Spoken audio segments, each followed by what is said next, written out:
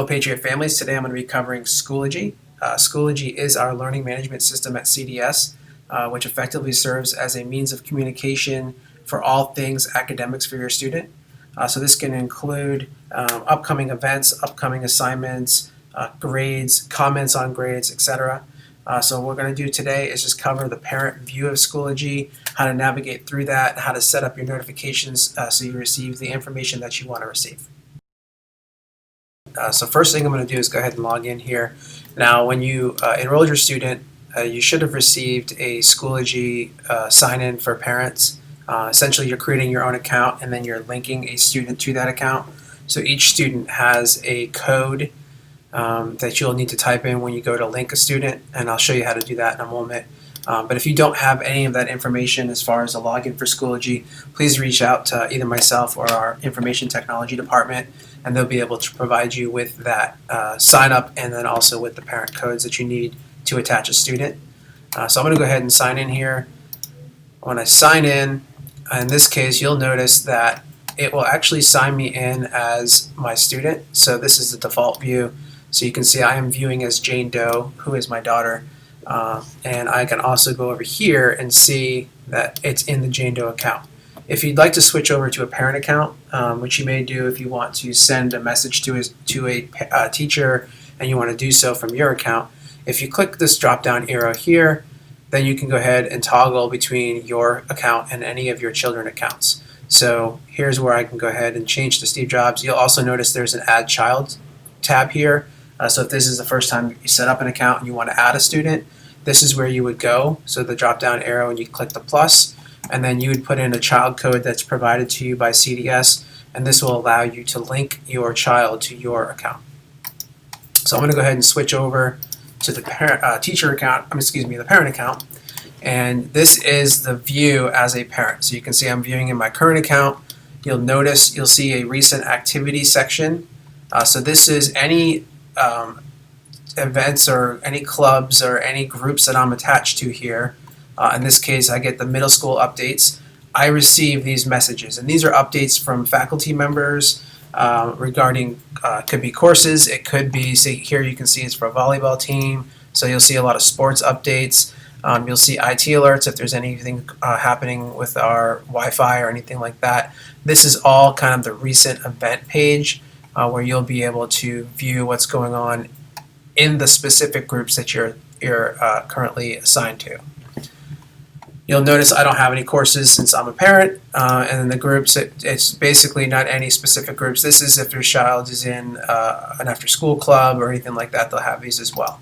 But what I do get is the feed for anything. My child's in middle school, so I will get those middle school updates and I'll be able to view them on this page. You'll also see an upcoming calendar. Now this is for me, not for my student, so I won't see any assignments or anything here. When we switch over to the student view, you'll be able to see what kind of upcoming assignments and events are happening for your student. Up here you will notice I do have an envelope here noted with the badge of 1, so it does indicate I have a message. This is a good way to communicate with your teachers of your student. So if I want to go up here and click on this, you'll notice I have a message right now from the teacher of the demo class, Mr. Poulin. It just says welcome. So if I wanted to go ahead and click on that, I could view this message and then I could go ahead and respond to this and send messages here. So email is always welcome, but you can also communicate directly with teachers, especially if it's for a specific course. You can do so directly within Schoology. So I'm going to go ahead and go back to the main page here. Now this is good for me as far as a parent viewing overall high level what's happening. I can communicate, but if I want to actually get in and see the grades for my student, I want to see what assignments are coming up, I do need to switch over to that student view. So I'm going to go ahead and click on this drop down arrow, and then I'm going to go into my student account. So now I'm viewing as Jane Doe, so I'll be able to see all of her courses, all of her groups. So you'll see now my updates. There's a lot more information here because she's enrolled in this course. I still see the middle school updates. And now over here on this right hand side, this is the calendar and event information. So I'll see any recent graded assignments. There looks like there's 3 of those. I'll see any graded tests, discussions, attendance we don't take using Schoology, so this you don't have to worry about looking at this attendance section. I'll also see any overdue assignments, so they're here. and then I can see any upcoming events or assignments as well. Now sometimes assignments are overdue because the teacher put them in and hasn't graded them yet, but often they're overdue because your student didn't do them as well.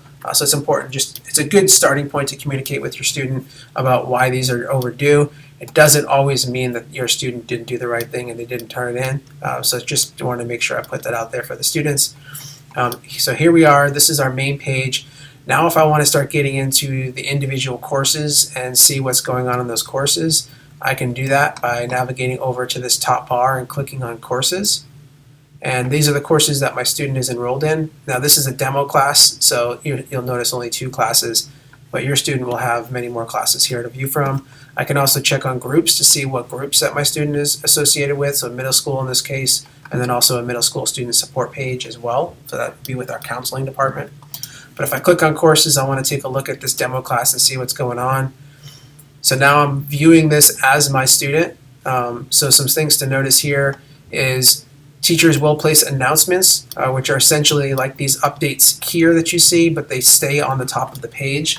A lot of teachers this year are doing this to provide the Zoom links for students that are taking courses from home. So you can notice here, this is the link for the course. So anytime there is a Zoom meeting, if your student is an ALP student or staying home for the day and wanting to view the class, they would just click on this link and they can join the Zoom meeting here. You'll also notice on this side, the upcoming, this teacher has also provided the upcoming class Zoom as well as a calendar event. So you'll notice the little calendar icon. This means this is a calendar event. If I click on it, it's going to give me some more information. So in this case, it's just asking me to join the Zoom meeting, which I can go ahead and do from here as well. And then also it's telling me any upcoming assignments. So you'll notice there's a project due on Friday, September 25th. So this is good to kind of see what's coming up for your student in this course as well. If I go back to the main page, this upcoming section shows for all courses. So if I were to click on Project 1 here and hover over it, you can see right here it tells me that it is a demo class. That's what this is for. But if I hover over this course here, you can see this is for PE grade 7. So this is your overall calendar for your student. But if I click on an individual course, now I'm seeing the upcoming for this specific course. And if there's anything overdue, I would see that as well over here as well. So you notice this is the course. If I go into this materials section, these are the course materials. So here's where it looks like the teacher has a syllabus that was turned in and signed.